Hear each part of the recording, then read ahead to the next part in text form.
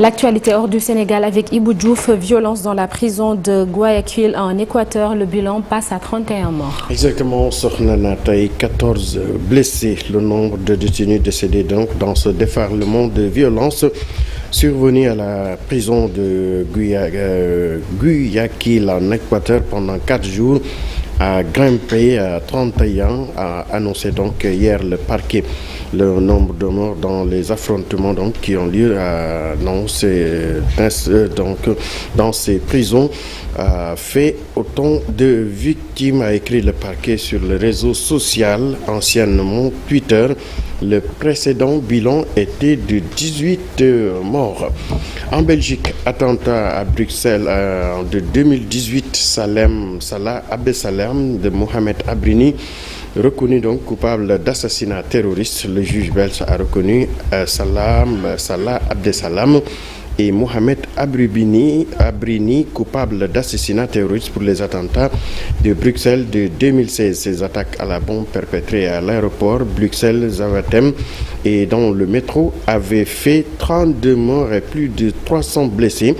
L'acte d'accusation a recensé 700 blessés ou traumatisés. Il s'agit de l'infraction la plus grave retenue devant la cour d'assises de Bruxelles pour juger ces attentats suicides.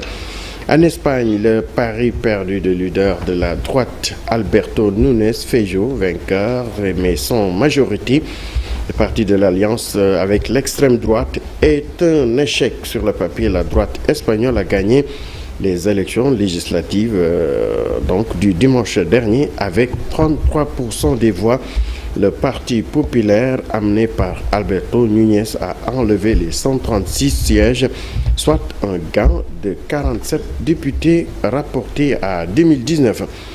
Au Burkina Faso, le gouvernement burkinabé instaure de nouvelles taxes pour l'effort de guerre après le carburant, les boissons alcoolisées et le tabac. Le Burkina Faso donc compte désormais de nouvelles taxes sur la téléphonie et les abonnements de télévision privée. Le gouvernement entend mobiliser ces nouvelles ressources pour faire face à l'insécurité grandissante, mais ces décisions divisent les différents acteurs depuis le début de la semaine. De nouvelles taxes sur la téléphonie et les télévisions privées ne cessent d'alimenter les débats. Au Kenya, un musée britannique fait un don de 245 vaches à des familles Maasai. Le musée Pitt River d'Oxford a donné donc ces vaches à 5 familles en compensation de la possession d'objets acquis pendant l'époque coloniale britannique. En plus de la dimension culturelle, ces objets traditionnels recouvrent une importance spirituelle, parfois capitale pour des membres de la communauté, d'une valeur de 42 millions de dollars.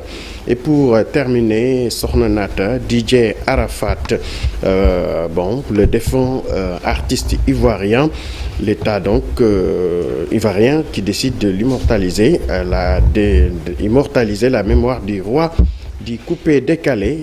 Une avenue porte désormais le nom du célèbre chanteur Ange DJ ou alias DJ Arafat. Elle est située dans le quartier de la 7e tranche de Cocody, une commune huppée de l'est d'Abidjan. Donc, c'est du moins ce qu'indique le document du ministère ivoirien de la construction, du logement, de l'urbanité, intitulé Répertoire des noms. Donc, après DJ Arafat, l'ex-star ivoirien du football, Didier Drogba, a été également honoré.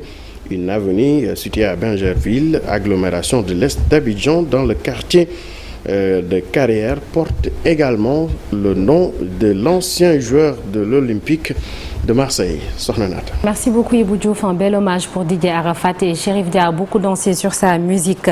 Merci Ibou, à tout à l'heure pour la version.